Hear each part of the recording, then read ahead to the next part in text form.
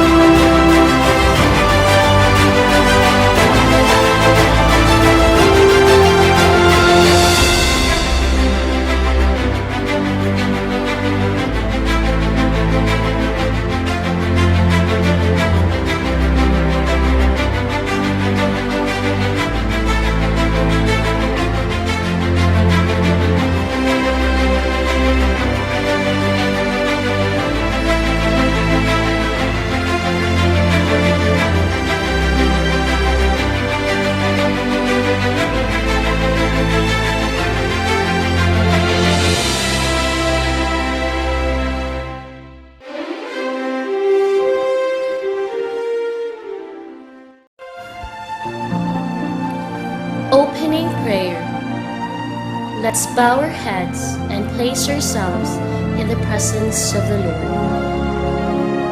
Dear Heavenly Father, we thank you for gathering all of us today in this important event. May you bestow your guidance and blessings on this event so that we can enjoy and appreciate its significance in our lives. Bless everyone present here today, that each one of us may be able to share what he or she have for your glory and honor. Grant good health and safety to our loved ones left at home, and peace and goodwill to all men. May the various activities related to this event be a success through your intervention. We ask all of these in your name. Amen.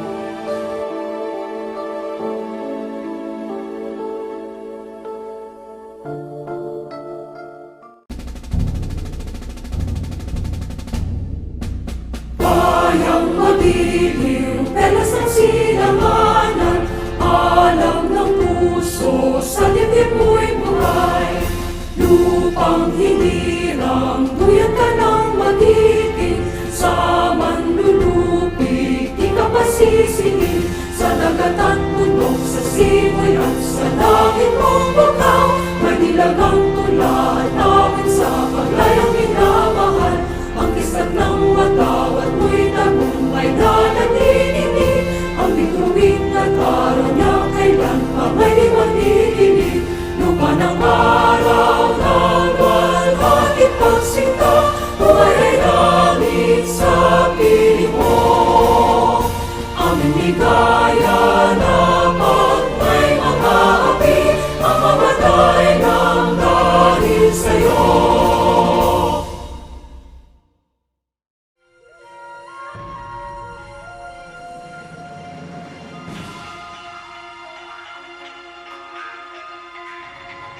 Ako ay Pilipino, buong katapatang nanunumpa sa watawat ng Pilipinas. At sa bansang kanyang sinasagisag na may dangal, Katarungan at kalayaan. na pinakikilos ng sambayanang Diyos, makatao, makakalikasan at makabansa.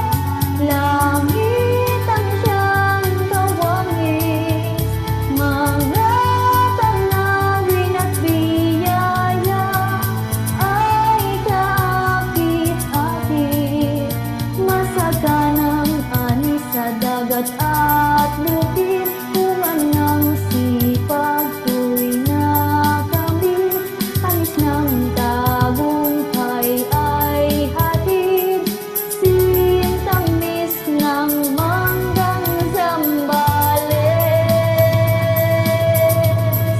13 pelas na kumikinang sa gilid ng baybayin, pinagutlog ito ng mga bundok at ng karagatan. Taas ng talimban sa dangal ng ating lahi, tagumpay nito ay ating dadalhin ngayon, bukas at magpakailanman.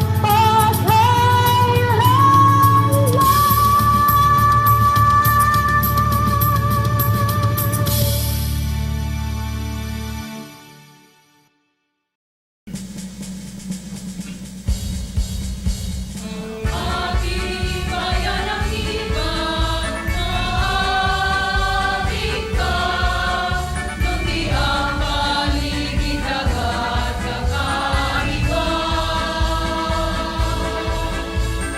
Akalaw masayahin, makaliws, makahayag, tumalit pa'y nawawan, kumingin yating kapalan. Bagong iba,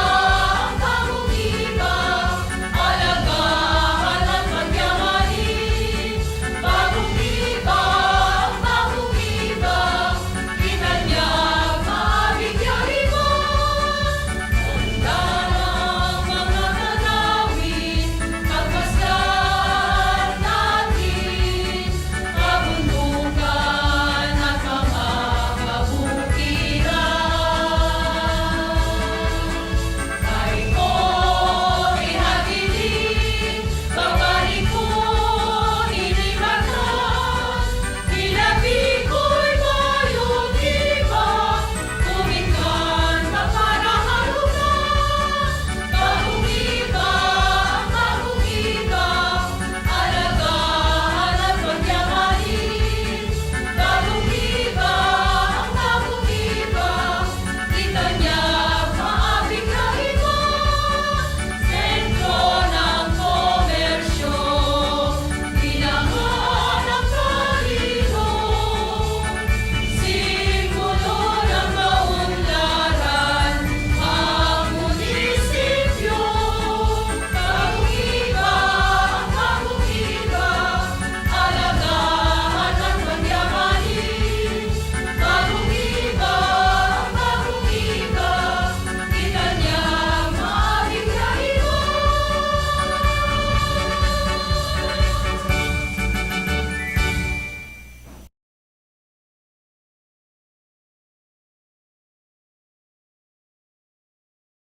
Sa aming tagapamanihalang pansangay ng Zambales, ang amang mapagmahal sa Alternative Learning System, Dr. Romeo M. Alip, ang masipag at napakahusay na CID Chief, Dr. Manolito B. Basilio, mga magagaling at laging karamay na Education Program Specialist ng ALS, Madam Rowena F. Manuel and Madam Fatima Joyce Doliente, ang napakasipag at maunawaing tagamasid pampurok ng IBA, Sir George Akupan, ang makisig at iginagalang na ama ng bayan ng IBA, Honorable Mayor June Ransted Ibdani, kasama ang ating butihing Vice Mayor Irene Manikis Binan, 10 ng kanyang mga konsehales, mga masisipag at supportive barangay officials, magagaling at matsatsagang guro sa Alternative Learning System, mga magulang, manunood, at sa inyo pong lahat na sumusuporta sa programa ng Alternative Learning System, at sa inyo mga learners namin na magsisipagtapos sa araw na ito. Isang mapagpalang araw sa atin pong lahat. Tunay nga ang araw na ito ay kalugod-lugod na pagdiriwang hindi lamang dahil sa pagtatapos ng isa na namang taon ng pagkatuto at kaalaman, ng pagsisikap at pagtsatsaga ng ating mga mag-aaral. Ito ay araw ng kagalakan dahil napagtagumpayan ninyo ang yugto ng paglinang at pagpapayaman ng inyong kaalaman, kasanayan at pag-uugali. Bunga ito ng inyong pagtsatsaga sa loob ng panahong inilaan ninyo sa alternatibong paraan ng pagkatuto. Ito rin ang selebrasyon ng isa na namang kwento ng tagumpay, ng nabuong pangarap na pinanday ng mga taong nakibahagi at nakipagtulungan. Ang pangarap na maipagkaloob sa inyo ang mas mataas na kalidad ng edukasyon para sa magandang buhay sa hinaharap. Kaya sa inyo pong lahat, marami mang pagsubok na dumating tulad ng nararanasan nating pandemya. Narito po kayo ngayon kasama namin upang saksihan ang virtual na pagtatapos na may temang kalidad ng edukasyon lalong patatagin sa gitna ng pandemya.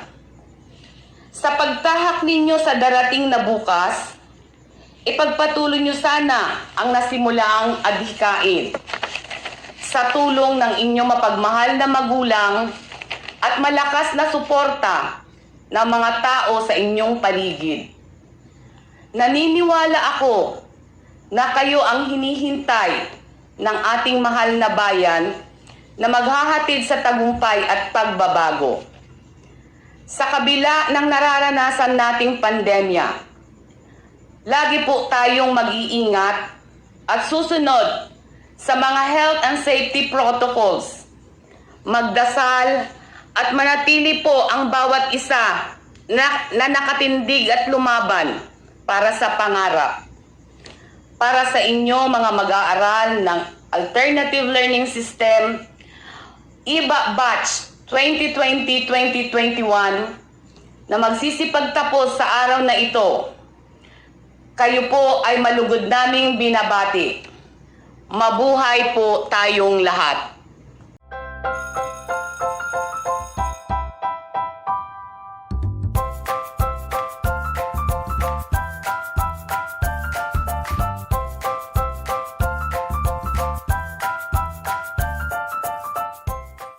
Good day to each and everyone who is attending virtually present at this time of our graduation ceremonies for our beloved and very precious graduates for the school year which ends at this time.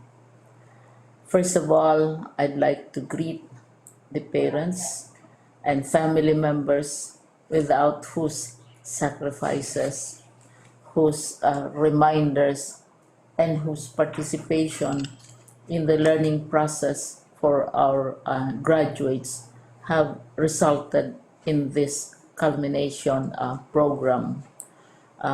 This year, your role has changed drastically, where we've always believed that the matter of educating our children rests nearly exclusively on our teachers and our staff. This time, you parents, you family members, you who are in the households of our learners have expanded your role and contributed to this wonderful day wherein finally, our learners are graduating in this culmination exercise. So congratulations, because this year has not been very easy, has not been a picnic for our teachers, for our family members, as well, especially the parents, mothers, fathers, sisters, brothers, and all who have contributed to the achievement of our learners at this time. So, maraming salamat at congratulations, parents and family members. Mas malaki ang role ninyo at this time compared to earlier graduation exercises. Secondly, I would also like to greet our teachers, without whose very careful review and careful supervision of the work of our pupils and our learners, this event would not be taking place at all. And so thank you, teachers. Your role has also expanded. In addition to seeing to it that the modules are faithfully followed, the assignments are correctly implemented, and the learners are truly learning, and you have had to deal with new ways of assessing the performance also of the learners. So congratulations, teachers, for enduring, for your patience, for your love for our learners, and your willingness to engage in a way and methods of teaching which are different from those which are used to. Assessment must have been especially difficult for you, especially since you were not able to see most of the time our students in face-to-face meetings, and most of the meetings, of course, were virtual. We'd also like to thank the local government units for their interest, for their cooperation, and for their continuing contributions to the needs of education, even as our children do not go to school. Your donations of material as well as financial resources at this time are most welcome, and your advice has been taken seriously not only by our teachers, by our school officials, but also by our officials in the Department of Education. We continually talk with local government units, especially in times of disaster, in times of great need for classrooms, for space, and for responses to unforeseen emergencies. Thank you, local government units. But of course, most of the congratulatory greetings fall on the deserving graduate. Each and every one of you is truly special. You are different from the other graduates who have passed through the portals of your school. You went to school practically without seeing your teachers, if at all. You went to school with your parents, your mothers, and your fathers hovering over your shoulders and seeing to it that you are able to complete your assignments. You are completing your studies at a time when examinations and assessments are different.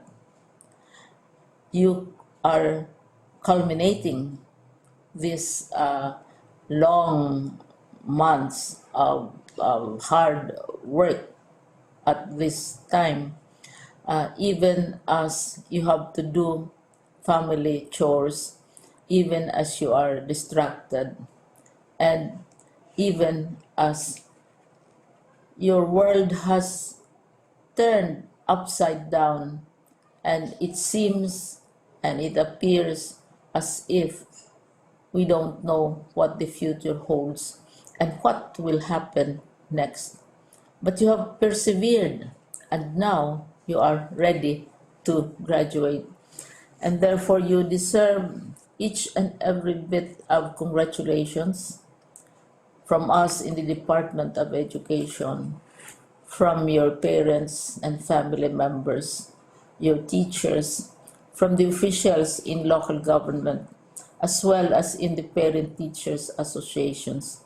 You deserve each and every single congratulatory pat on your back, each hug virtually, of course, and each greeting, which I am sure you are also receiving virtually.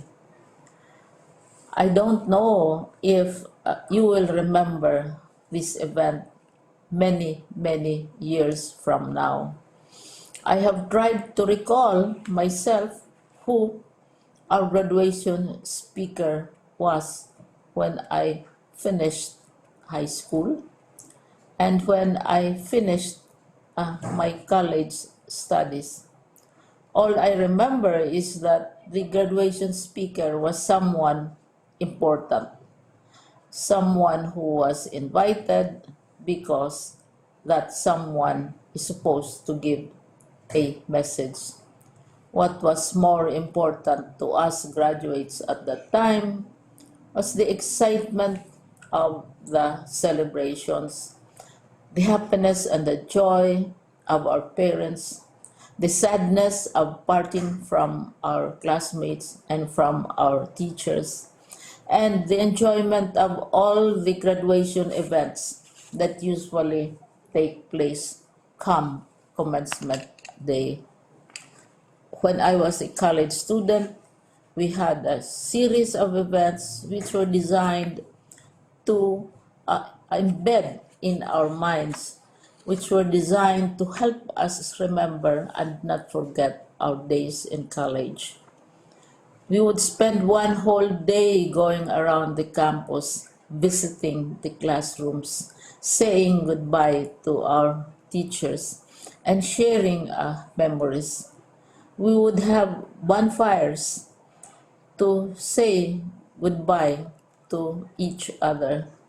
We had baccalaureate services where we committed ourselves to God and we prayed for guidance when we go out into the world.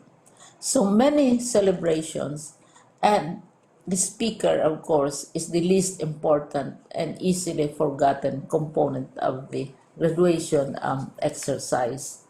Nonetheless, I will exert all efforts to share with you what I see are things or issues which a graduate should remember and recall. I have said that you are very special. You are very different. You are pioneering. There has been no other class like your class. There has been no other graduate like you as a graduating student, because you are the very first graduate of the blended learning response to education in the Philippines. And so you ask yourself, what awaits you in the world outside? You can either work, because the kind of curriculum you survived and underwent as a student will enable you to go to work if you wish to go to work.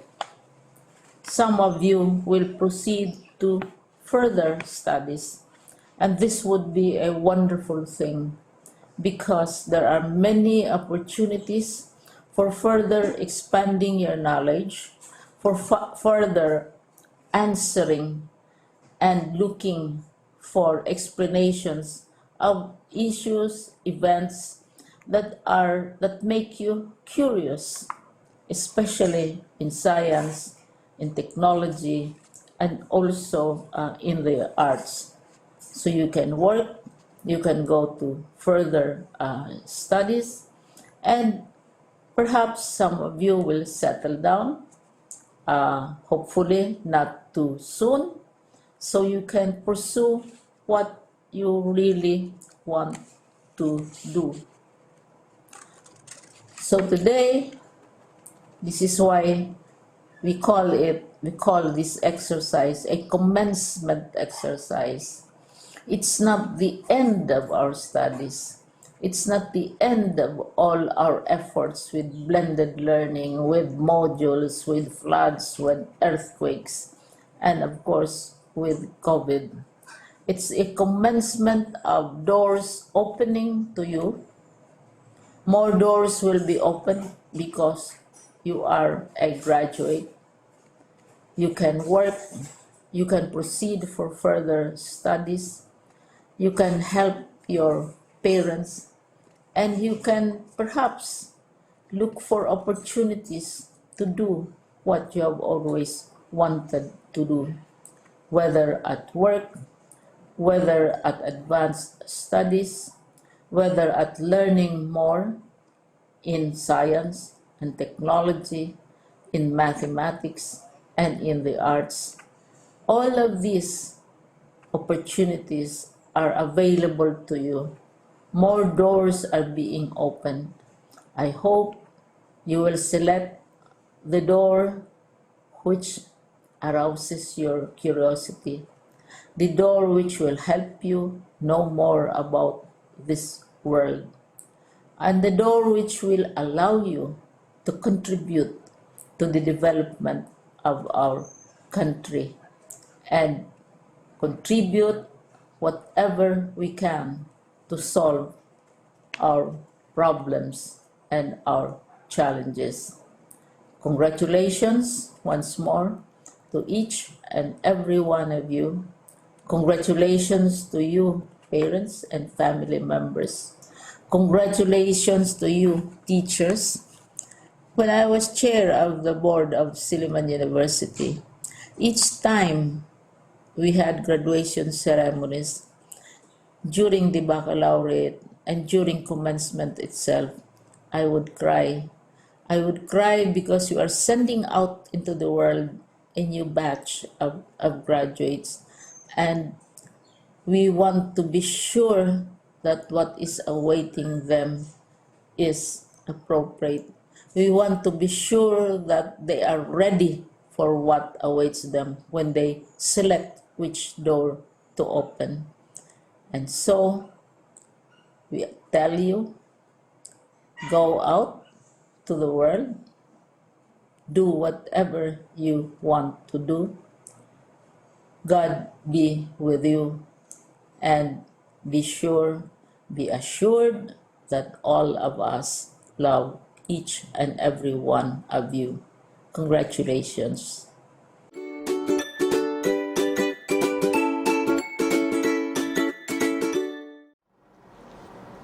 The school year 2020-2021 will forever be etched in the minds and hearts of every Filipino learner as the time when education took a drastic change. The classroom suddenly was no longer the physical structure in the school, but the virtual platform on the internet or a learning space at home. Teaching did not include anymore the chalk and the blackboard, but distance learning activities like online classes, radio and TV-based instruction, and self-learning modules. And yes, the teacher was not only limited to sir and madam, but it also meant the learners' parents and guardians at home. COVID-19 has definitely changed the landscape of the teaching and learning process. Yet, with our collective resolve and resiliency, which is uniquely Filipino, we vowed not to let this pandemic stop us from making learning happen, from ensuring that our children get an education. Through the DepEd Basic Education Learning Continuity Plan, we operationalized and concretized our vision and mission that our pursuit of quality education must continue despite the pandemic. My dear graduates, completers, and academic awardees of school year 2020-2021. You are the products of this unique period in our nation's education history when we were faced with a tremendous challenge in our learning delivery. Difficult as it may be, you still managed to survive and overcome the hurdles and obstacles owing to your adaptability and creativity. This alone makes you winners, game changers, and trailblazers. To our school leaders, teachers, parents, and other stakeholders who continue to brave the imminent danger posed by the COVID-19 virus to their health and their lives every day, just to make sure that our children do not stop from learning, you are the unsung heroes and frontliners of DepEd's mantra of Sulong Edukalidad. Our dear partners in education who have given immense support to our schools, we did not only push through with the school year. We made sure that our children receive quality learning in the face of these trying times. Strengthening the quality education amid the COVID-19 pandemic is not simply about the use of various distance learning delivery modalities. It speaks about the essentials that you continuously embody, such as your generosity and dedication for education. To encapsulate it in one word, it speaks about our common goal to provide the learning opportunities for our children amidst these trying times. Many years and decades from now, our dear batch 2020-2021, when you will look back at this day of your graduation, completion ceremony, or recognition day, you will most certainly remember it with the most unique memory. For one, your day will probably be recorded in perpetuity because it happened in a virtual ceremony. Please do not look at this as a scarcity, but rather as a living testimony of your ability to rise above any adversity. Congratulations, and may God continue to bless and guide you.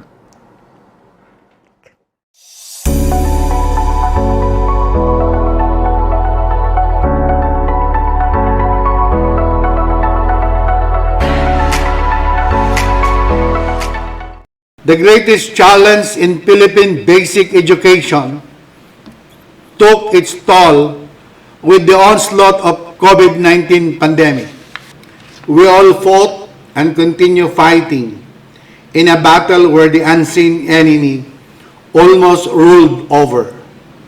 But our indomitable spirit, coupled with our steadfast faith in our God Almighty, fueled our common cry of rising against this great crisis.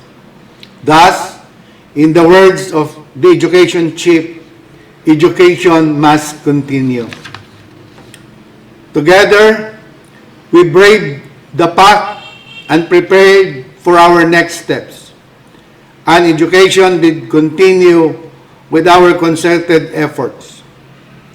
We at the Schools Division Office and you, their school heads, teaching and non-teaching personnel, with our ever-supportive stakeholders in education, in the municipal, provincial, national, and even international levels.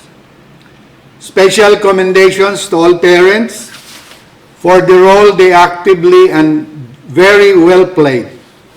We all made education happen amidst the dreadful threat of COVID-19.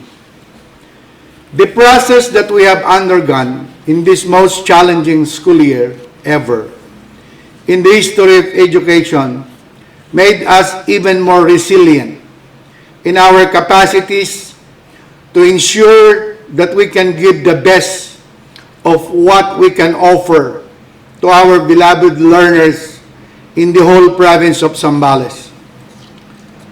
As always, strengthen quality basic education services even in the midst of COVID-19 pandemic.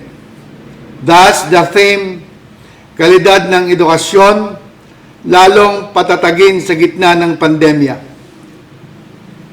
Isang malaking hamon sa ating lahat na bigyang pansin ang ibayo at totoong pagkatuto ng lahat ng ating mga mag-aaral.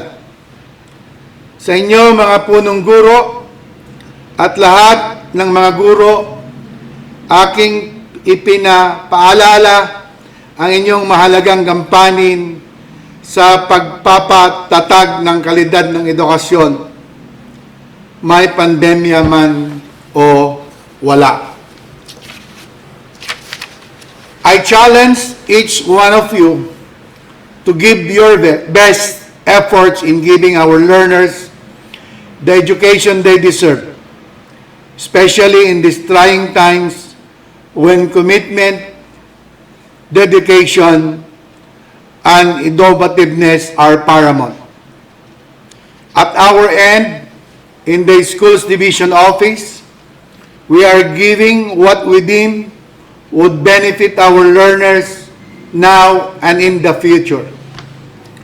Let us continue the cooperative and proactive spirit, all for the benefit of our learners.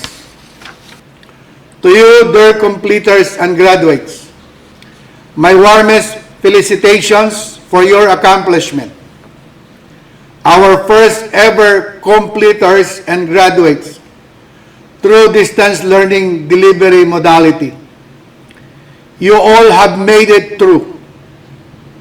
Extend your gratitude and love to your teachers, parents, and all those who help you hurdle the challenge of learning right in the comforts of your very own homes. Continue persevering in the next level. Be successful in the field you will choose and eventually be a pride for everyone. Congratulations, Class of 2021, Godspeed, and God bless us all.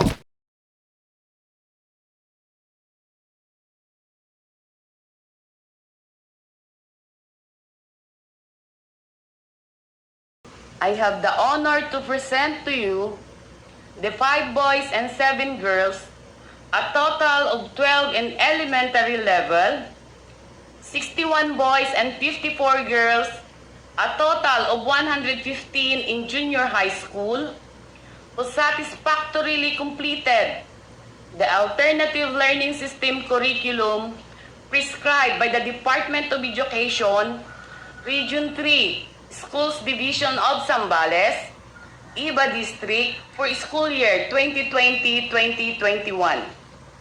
So may I call on Public Schools District Supervisor, Sir George Akupan, to confirm the graduating class.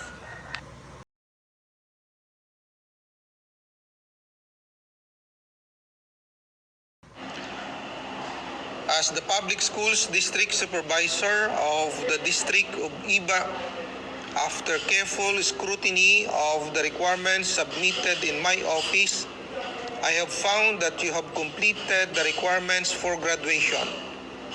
I therefore certify that these candidates for graduation from the alternative learning system have fully satisfied the requirements prescribed by the department.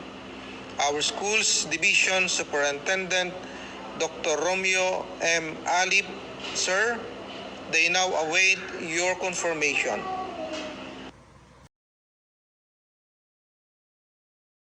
By the authority vested in me as the Schools Division Superintendent of the Department of Education, Schools Division of Zambales, and having been presented by the school principal and duly certified by the Public Schools District Supervisor that you have completed the basic requirements prescribed by the Department of Education under the Basic Education Curriculum, I now confirm you completers and graduates for school year 2020-2021. Congratulations and God bless us all.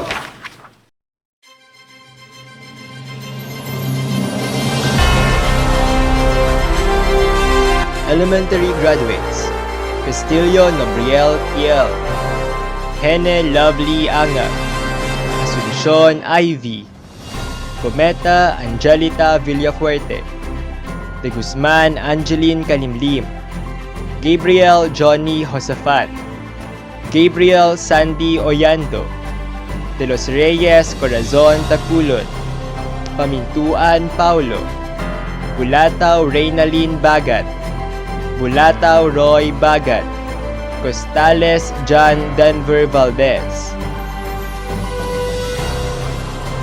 Junior high school graduates: Abrigo Joshua Naldo, Abagon Janet Daluso, Abay Joan Daluso, Aquino Francisco Flordelis, Barrera Jose Muyano, Cabiles Maria Teresa Rose Robledo, Hiyang Cecilia Hermias, Castrense Julio C. Sartimba, Del Rosario Jovelyn Domingo, Famisan Brian Gonzalez, Famisan Mar Jason, Menes Danrive de Quinia, Perlas Jerome Cabalik, Rabaca Angeline de la Cruz, Raquel Chris Solera, Sarmiento Annalyn Walter, Susa Patrick Joseph Escobar, Iran Rogelio Jr. Acera, Noynay Ian Bronola, Petil Gilbert Clave, Rivera Michael Justin Tadeo, Bueno Mary Jane Diallo, De Guia Jonah Ancheta, Litona Evangeline Tabunday, Fernando Andrea Sadile, Icasiano Darlene Francisco, Soriano Jessa Ancheta, Adawag Aaron Vince Tabenas, De Guia Leonardo Quinza, Pilion Michael Dave Hayagan, Ramos L.J. Soledad, San Juan John Cesar Navarro, Batallones Sheila May Tabinga, De Lima Sonia Peras, Martino Maricel Robis, Rangaig Semsida Antiliano, Abrigo Emmanuel Mora, De Guzman Nikki Bryan, De Hesa Joven Tadena, Garcia John Jericho Baganes, Torres Christian Molero, Vergara Carl Edward Conena, Balneg Ana May Basa, Calnea Christian, Johilion Grace Lee, Lazatin Crystalline Gail Maniego, Ferrariza Mary Ann, Castillo Christian, Cabalquinto Marisa Corpin, Corpus Mary Jane Lucilo, Mirador Ellen Joy, Marine Jasmine Saldivar, Basilan Ronaldine, Amuyot Rhea Ann Senense,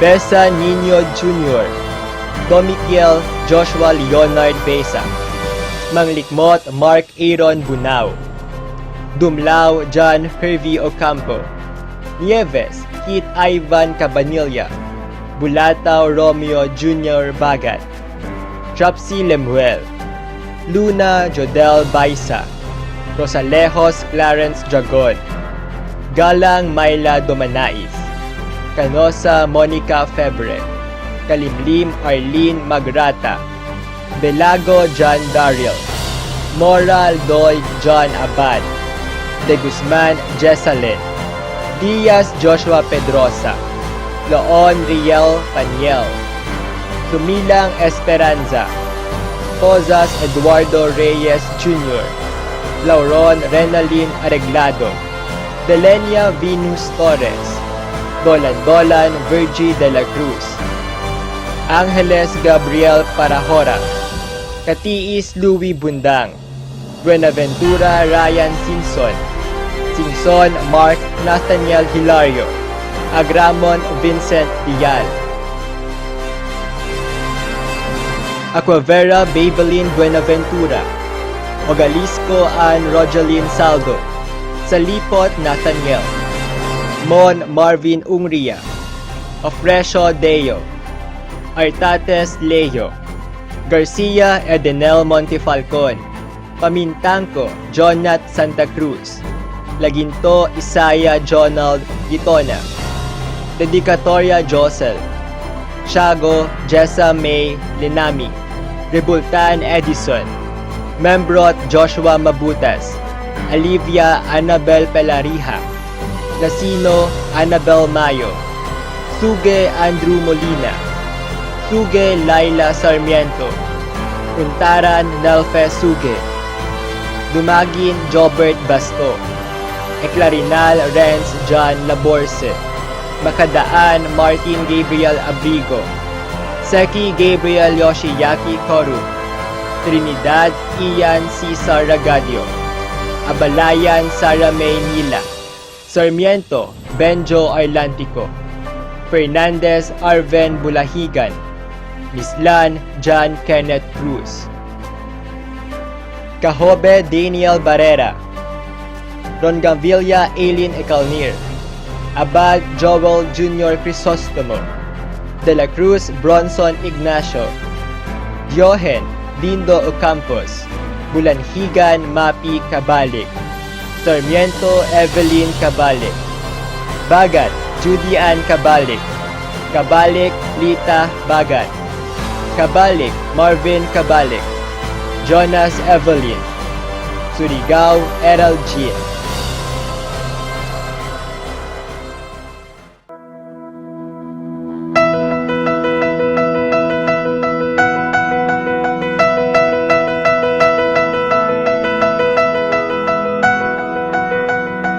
Yeah, you're sitting there wondering where time went.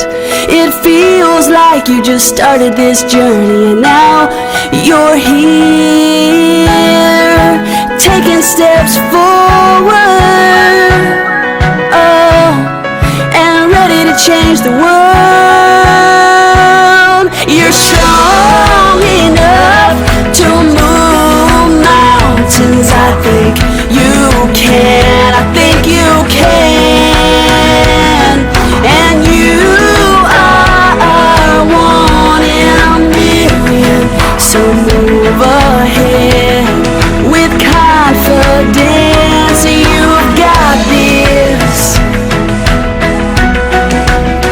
your new beginning. Sometimes it's hard to start a new chapter, but just remember you're the author of your life adventures. You're gonna show us how it's done, oh, for generations to come. You're strong enough to move mountains, I think you can, I think you can, and you are one in a million, so move ahead with confidence, you've got this, your new beginning, your new beginning. It's your heart, it's your fire, it's your open mind, how you break down the walls that divide. You're our dreamers, game changers, spectacular and braver than this world even knows, but our future will show. You're strong, yeah, and you're gonna move mountains, I know you can, I know you can, and you are one in a million, so